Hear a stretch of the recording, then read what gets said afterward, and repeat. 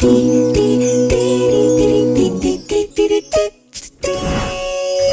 Angela. Olá, Agostinho. Como foi para ti fazer a adaptação do livro do Menino do Lapedo? E porquê o Menino do Lapedo?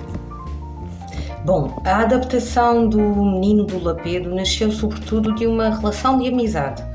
Eu conheci a Mafalda há muitos anos, quando andei a estudar História da Arte, e fui acompanhando o projeto da Mafalda e do Rui, a sua editora, a Barca do Inferno, ao longo dos anos, e tinha muita vontade de pegar num livro deles e transformá-lo num espetáculo de teatro de marionetas. E quando vi o livro do Menino do Lapedo, fiquei encantada e pareceu-me um tema maravilhoso para poder tratar em teatro de marionetas. O teatro de marionetas tem sempre uma componente muito associada à pedagogia e à educação, por trabalharmos muito para crianças. E pareceu-me que a ideia de adaptar um livro que falava da pré-história e da vida dos homens nessa época, na pré-história, seria muito interessante para apresentar à comunidade em geral e sobretudo às crianças. Não tinha noção, confesso, da importância do Menino do Lapedo no panorama do património nacional, que é um achado arqueológico muito importante e que prova a importância e também a própria dimensão dos profissionais do nosso país na área da arqueologia e da história. A adaptação em si foi muito interessante, tentámos respeitar as ilustrações do Rui, respeitar também o texto da Mafalda, embora, como é uma adaptação para teatro, tivemos de mudar um bocadinho a ordem do livro em si. O livro, tanto o livro como o espetáculo, o que pretendem é mostrar como seria o dia-a-dia da população que vivia na pré-história, neste caso, em concreto, no Paleolítico Superior. O Menino do Lapedo tem uma particularidade que reúne características do Neandertal e também do Homo sapiens, e é isso que o torna também muito, muito, muito interessante para estudar e para conhecer. Também é uma maneira de divulgarmos o trabalho da própria editora, da Barca do Inferno, e do Museu de Leiria, que foi nosso parceiro neste projeto e nesta aventura. Até agora temos apresentado o espetáculo com os valdovinos, não é? E os valdovinos também aceitaram este desafio de adaptar este livro, sobretudo no Museu de Leiria. Esperamos que, depois da quarentena ser embora, possamos apresentá-lo novamente por todo o país. Sei que também és contadora de histórias. E como é que isso está a correr? Bom, eu sou atriz, marionetista, tenho um background em dança contemporânea, durante muitos anos quis ser bailarina, depois magoei-me e dediquei-me ao teatro de marionetas, porque para mim era uma maneira, era um caminho direto em que poderia mover outras coisas que não o meu corpo, que estava lesionado, e daí passar para a manipulação de objetos. Já tinha tido algumas experiências no teatro de marionetas, portanto eu sou uma atriz com várias valências, especializei-me no teatro de marionetas, mas como atriz desempenho vários tipos de interpretação, de trabalho. Sou especializada, digamos, ou trabalho sobretudo para a infância, foi essa área em que me fui formando e trabalhando ao longo dos anos. Creio que muito devido ao teatro de marionetas, por ser ainda uma arte muito recebida para o público infantil, não tem de o ser, o teatro de marionetas é para todos. E nesse sentido desenvolvi outros projetos para a infância, peço desculpa. Nomeadamente as sessões de contos, portanto sessões muito encenadas, não é?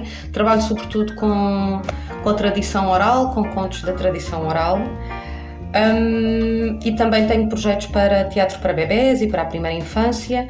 Também faço mediação artística, oficinas para os mais diversos públicos e faixas etárias.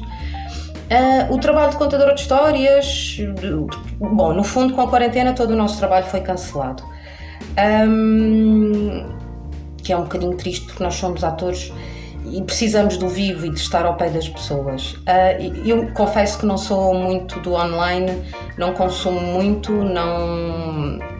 nem nunca me vi a produzir conteúdos para o online.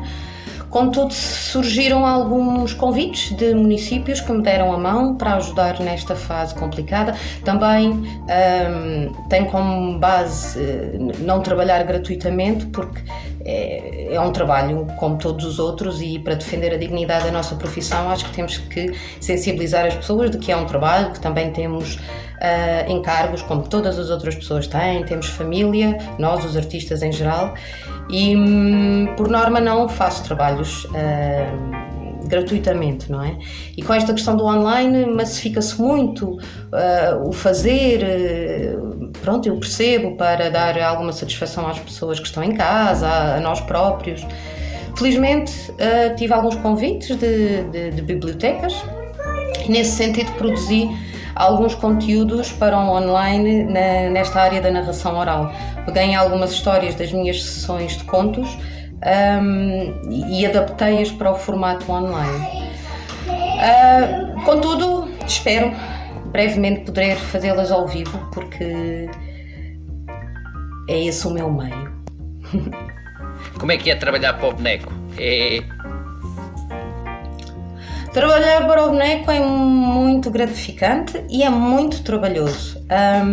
Durante muitos anos, na minha carreira como atriz marionetista, desenvolvi trabalhos a solo, não é? Porque as companhias normalmente são sempre muito pequenas e muito familiares.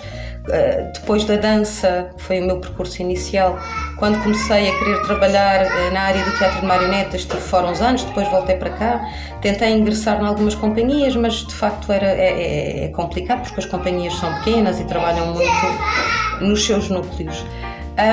Nesse sentido, comecei a fazer alguns trabalhos a solo, construindo, alguns em parceria com amigos de outras áreas, que fomos fazendo algumas experiências. E pronto, como é óbvio, o teatro de marionetas é um veículo que me dá imenso prazer, embora depois com o tempo também tenha tido necessidade de voltar a trabalhar mais como intérprete, não sempre com o objeto à frente, não é? Porque a marioneta quase que é um acessório para o ator também, que é para o ator tímido, não é? O ator fica atrás do objeto e consegue soltar e interpretar através desse objeto, um pouco como o músico também, não é? Então tenho tentado conciliar um bocadinho os dois universos, o trabalho meu enquanto intérprete, enquanto atriz, que se foi solidificando e tornando mais coeso com o teatro de marionetas, e vou continuando a trabalhar a marioneta. De facto, tenho preferência, e creio como é natural, em fazê-lo em grupo, não é? Porque o teatro de marionetas tem várias áreas de ação, desde a construção, a adaptação do texto, a criação, a encenação. E quando se trabalha a solo, no meu caso concreto, passado muitos anos, tornou-se um bocadinho denso. E na verdade o trabalho a solo não foi uma opção consciente que eu tenha tido, foi acontecendo. Nesse sentido, prefiro trabalhar em grupos, com grupos, em parcerias, para poder partilhar os vários processos de trabalho. E pronto, estamos na luta todos, sempre a trabalhar para o boneco. Obrigado, Ângela. Até um dia destes.